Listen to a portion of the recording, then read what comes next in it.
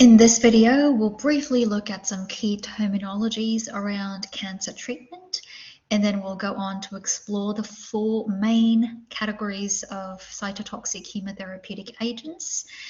And we'll also look at some of the main purposes for these chemotherapeutic agents. And lastly, we'll look at some important side effects of these drugs.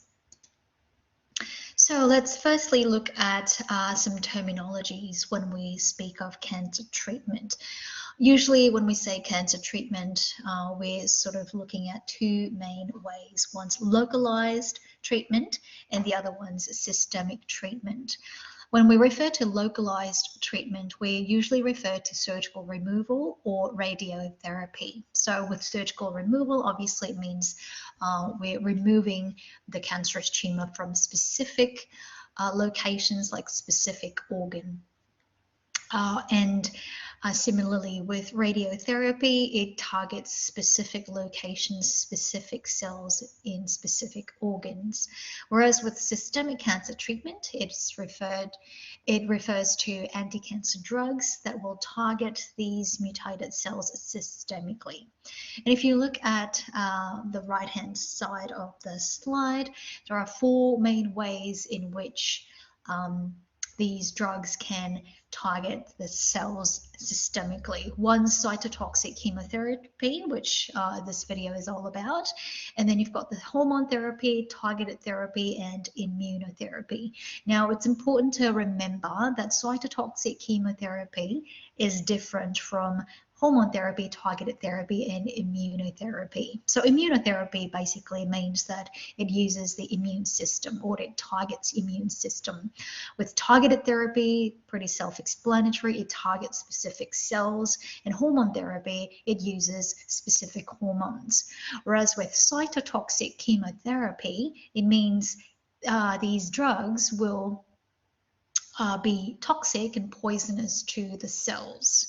Now, obviously, the main purpose is to destroy and damage the cancerous cells. However, because these are systemic cancer treatments, it will also damage and destroy the healthy normal cells as well.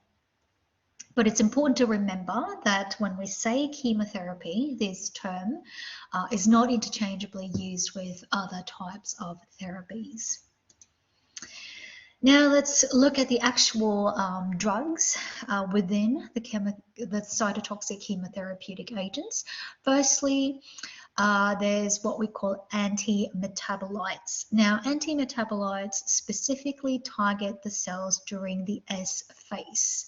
So basically, there are different phases during a cell cycle in how the cells divide and multiply.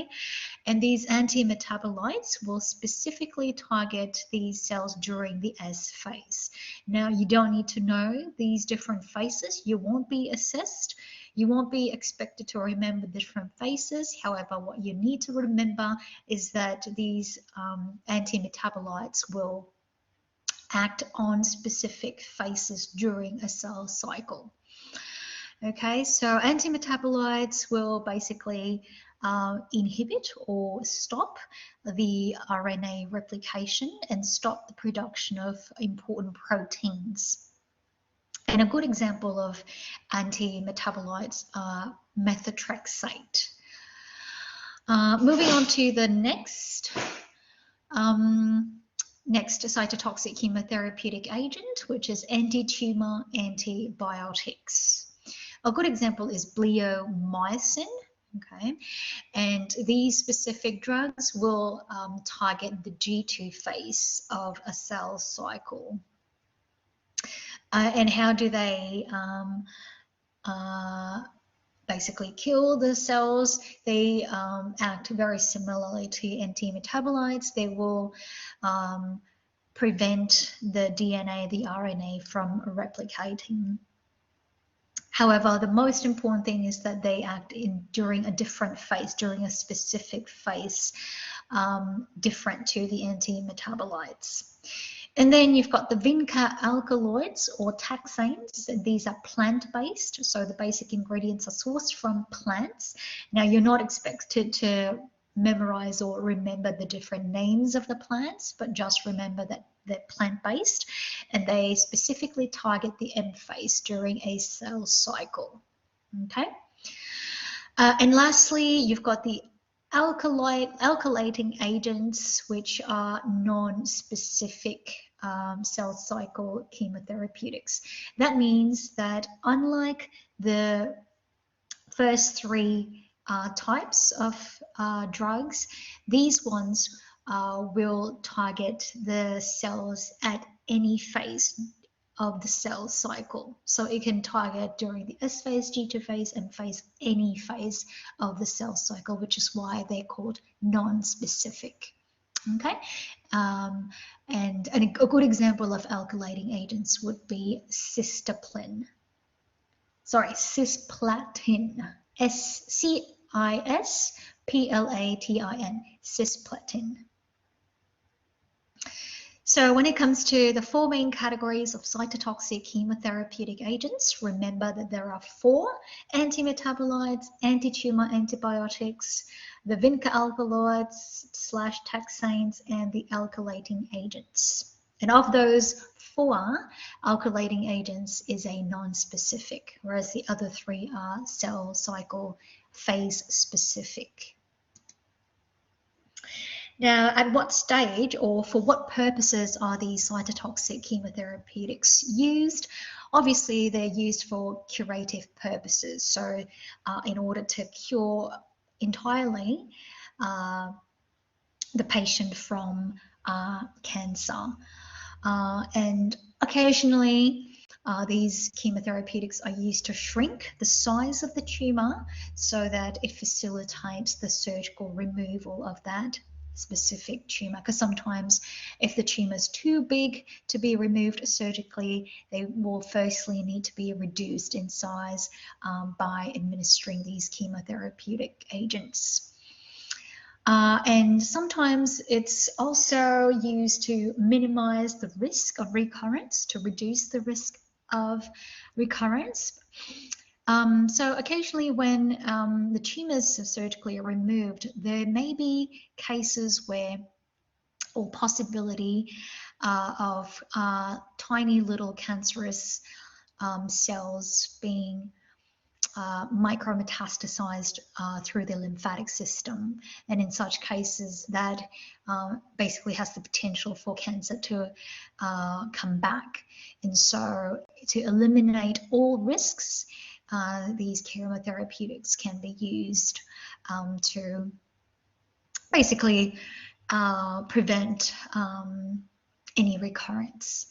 And then sometimes these drugs are used in combination with radiotherapy, and in these instances, the use of chemotherapeutics will actually increase the success rate of the radiotherapy. And lastly, you've got the palliative sort of regime where chemotherapeutics are used to improve symptoms. Now, this doesn't necessarily mean that the patient will that the patient's death is imminent because of it's just palliative. You will notice that you will come across patients who may live for years and years even with palliative cytotoxic chemotherapeutics agents in place. And lastly, let's look at the important side effects from top to bottom. So hair loss is a very typical one, and usually hair loss is very inevitable because hair follicles usually have a very high turnover rate in terms of cell cycle, which is why it's a very good target for chemotherapeutic agents. Sometimes these drugs can change the taste in your mouth, or you can have these bitter taste in your mouth, which obviously can lead to loss of appetite, or even sometimes lead to ulcerations, which will again lead to loss of appetite, and usually loss of appetite will lead to reduced food intake and then weight loss. Nausea and vomiting are classic side effects of cytotoxic chemotherapeutics. But usually nausea and vomiting, it has to do with stimulating the vomiting center in the brain. You've also got diarrhea and constipation, and usually dry skin in your hands and feet. Sometimes it might cause nail changes as well. Your nails might become very brittle. It can also cause loss of libido, sterility, and then it could also cause peripheral neuropathy, so basically damage to the peripheral nerves. And then it can cause mood changes. Now, with these cytotoxic chemotherapeutics, they do not cross the blood-brain barrier, so they don't technically cause direct damage to the brain cells. However, because of all the side effects, all the tightness of having to bear the illness, it could cause anxiety, therefore mood changes, fatigue, and poor concentration. It can be very toxic to different organs like the lungs, the heart, the liver, the kidneys, and the bladder, and cause pulmonary toxicity, cardiotoxicity, hepatotoxicity, nephrotoxicity, and bladder toxicity. Now, the most important side effect you need to remember is bone marrow toxicity. So it will cause damage to the bone marrow. And why is that so serious? Because your bone marrow is where your red blood cells are produced. So your erythrocytes, your platelets, and neutrophils, some of your white blood cells. So what happens when you've got a reduced amount of red blood cells? Obviously, you'll end up with anemia, which will then cause fatigue.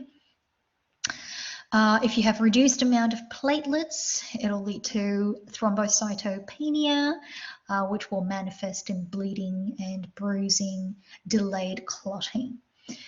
And lastly, reduced neutrophils, which is a type of white blood cells, will cause neutropenia, and it will render the patient more susceptible to infections.